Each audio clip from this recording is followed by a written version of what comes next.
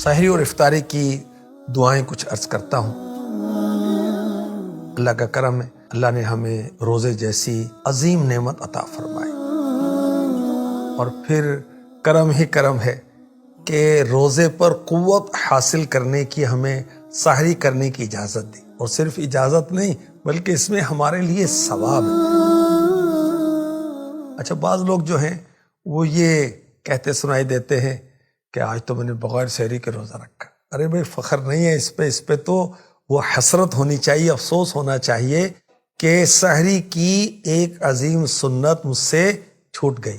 ایک بزرگ رحمۃ اللہ تعالی علیہ فرماتے ہیں، اللہ نے اپنی رحمت سے مجھے اتنی طاقت دی ہے کہ بغیر کھائے پیے زندگی گزار سکتا ہوں، مگر چونکہ کھانا پینا سنت ہے اس لیے میں کھانا کھاتا ہوں، اور میرے نزدیک سنت کی پیروی 1000 سال کی نفل عبادت سے بہتر ہے۔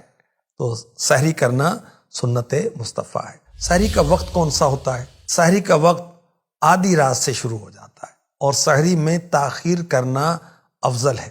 پیارے آقا صلی اللہ علیہ وآلہ وسلم نے فرمایا، اللہ پاک کو سحری میں تاخیر کرنے والے پسند ہیں، محبوب ہیں، پیارے ہیں۔ سحری میں تاخیر کرنے سے کیا مراد ہے؟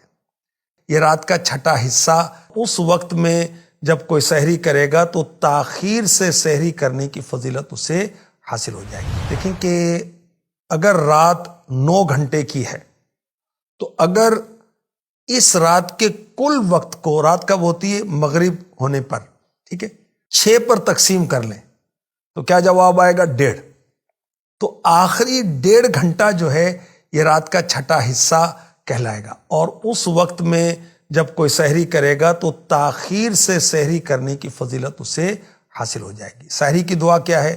نویت ان اصوم غدا للہ تعالی من فرض رمضان، میں نے نیت کی کہ اللہ پاک کے لیے کل اس رمضان کا فرض روزہ رکھوں گا۔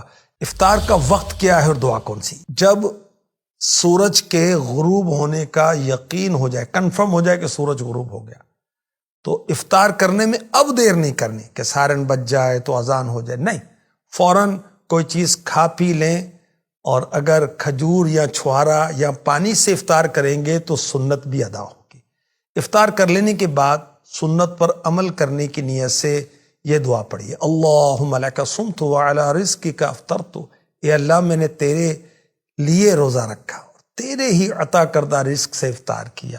پیارے آقا علیہ الصلوۃ والسلام کی یہ سنت ہے، اور مولا علی مشکل کشا رضی اللہ تعالی عنہ کو میرے آقا علیہ الصلوۃ والسلام نے ایک بار یہ فرمایا، اے علی رضی اللہ عنہ، جب تم رمضان کے مہینے میں روزہ رکھو تو افطار کے بعد یہ دعا پڑھو، اللہم لک صمت وعلیک توکلت وعلی رزقک افطرت، اے اللہ پاک میں نے تیرے لیے روزہ رکھا اور تجھی پر بھروسہ کیا اور تیرے ہی عطا کردہ رزق سے افطار کیا، تو تمہارے لیے تمام روزہ داروں کی مثل اجر لکھا جائے گا اور ان کے ثواب میں بھی کمی نہیں ہوگی۔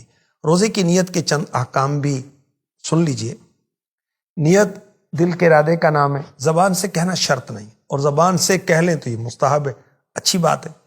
عربی میں نیت کے کلمات ادا کرنے سے اسی وقت نیت ہوگی جب آپ اس کے میننگز بھی سمجھتے ہو، اور زبان سے نیت اسی وقت ہوگی جب دل میں بھی نیت ہو۔ نیت اپنی مادری زبان میں بھی کی جا سکتی ہے، پنجابی میں کر لیں، پشتو میں کر لیں، سندھی میں کر لیں، اردو میں کر لیں، عربی میں کریں یا کسی اور زبان میں۔ نیت کرتے وقت دل میں ارادہ موجود ہونا شرط ہے، ورنہ بے خیالی میں صرف زبان سے رٹے ہوئے الفاظ ادا کر لینے سے نیت نہیں ہوگی۔ ہاں، زبان سے رٹی ہوئی نیت کہہ لی، مگر بعد میں نیت کے لیے وقت کے اندر دل میں بھی نیت کر لی، اب نیت صحیح ہے۔ سحری کھانا بھی نیت ہی ہے، یاد رکھیے گا، چاہے رمضان کا روزہ ہو یا علاوہ رمضان کا ہو۔ رمضان مبارک کے ہر روزے کے لیے روز نئی نیت کرنا ضروری ہے۔